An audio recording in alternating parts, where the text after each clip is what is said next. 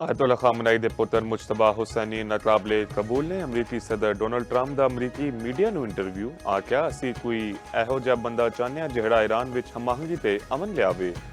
Ayatollah Khamenei दियां पॉलिसियां जारी रखने वाला लीडर कबूल नहीं करेंगे, ईरान दे अगले रहनुमा दे इंतखाब विच शामिल होना चाहने अमरीकी मीडिया नूं इंटरव्यू विच बोले इसराइली सदर वज़ीर-ए-आज़म नेतन्याहू नूं धोखादही दे केस विच माफ कर देन।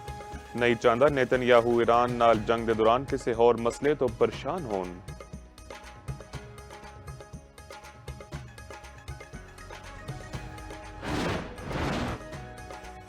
मिस्टर सदर साफ ते तेज रफ्तार फौजी फतह लई तुहाडा प्लान ए नाकाम हो गया। ईरानी वजीर खारजा अब्बास अरागची दा डोनाल्ड ट्रंप नूं पैगाम आख्या तुहाडा प्लान BVS तो वड्डी नाकामी का सामना करेगा। मुज़ाकरात के दौरान एक मुनफरिद मुआहदे का मौका ज़ाया हो गया। इसराइल फर्स्ट का मतलब हमेशा अमरीका लास्ट होंदा है। ईरान जंग बंदी का मुतालबा नहीं कर रहा। सानू कोई वजह नज़र नहीं आती कि असी अमरीका दे नाल मुज़ाकरात करिए। अमरीका दे नाल 2 दफा मुज़ाकरात कीते, हर बार मुज़ाकरात के दौरान साडे उत्ते हमले होए। इसराइली फजाइया दे ईरान वहशियाना हमले जारी। अमरीका इसराइल दी खूनी जंग 1230 ईरानी शहीद, शोहदा विच 175 तालिबात ते स्कूल अमला भी शामिल। तेहरान विच जोरदार धमाके सुने गए। इसराइली मीडिया दे ईरान दे बैलिस्टिक मिसाइल निजाम दे अहदाफ नूं नकारा बनाने दा दावा। ईरानी शहर कुम विच बैलिस्टिक मिसाइल लॉन्चर नूं भी निशाना बनाया गया। ईरानी हलाल अहमर दे मुताबिक ईरान उत्ते अमरीकी इसराइली हमले विच 14 मराकज़े सेहत नूं निशाना बनाया गया। मेहराबाद एयरपोर्ट दे इलाके विच भी बमबारी। सूबे कज़वेन विच मैन्युफैक्चरिंग कंपनी उत्ते भी हमला, 23 बंदे जख्मी।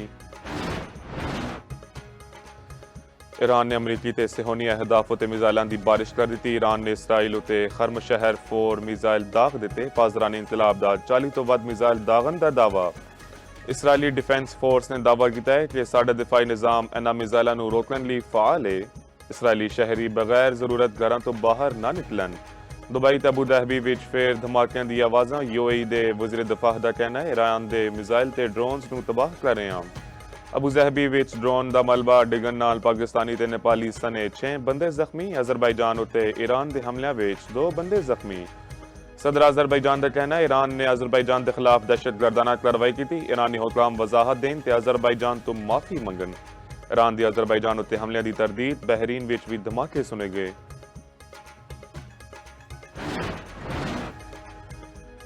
पाकिस्तान और तुर्की के अज़रबैजान उत्ते हमलियां उत्ते शदीद तशवीश का इजहार। तर्जुमान दफ्तर खारजा का कहना है हमले बैनुल अक़वामी कानून ते बैनुल रियासती ताल्लुकात दे असूलों के खिलाफ वर्जियां ने। हमले खिते नूं होर कशीदगी वल धकेल सकते हैं। दफ्तर खारजा दा तुर्की ते अज़रबैजान दे नाल पाकिस्तान दी मजबूत यकजहती दा यादा। इलाकाई अमन ते इस्तेहकाम नूं बरकरार रखण लई तहम्मुल, गलबात ते सफारतकारी उत्ते जोर दिता गया।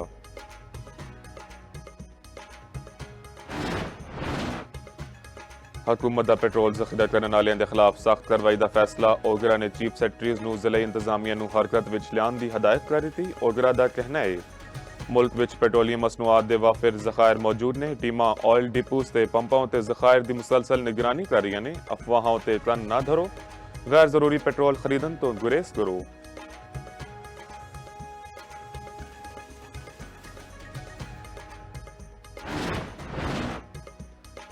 PDMA दा पंजाब विच गर्मी की शिद्दत विच इजाफे का अलर्ट जारी। मैदानी इलाकों में 6 तो 8 डिग्री तई दर्जा हरारत बढ़न का इम्कान। अज ते कल पंजाब के शुमाली इलाकों में गरज चमक दे नाल बारिश की उम्मीद। शुमाली इलाकों में 9 ते 11 मार्च के दौरान बारिश का इम्कान है।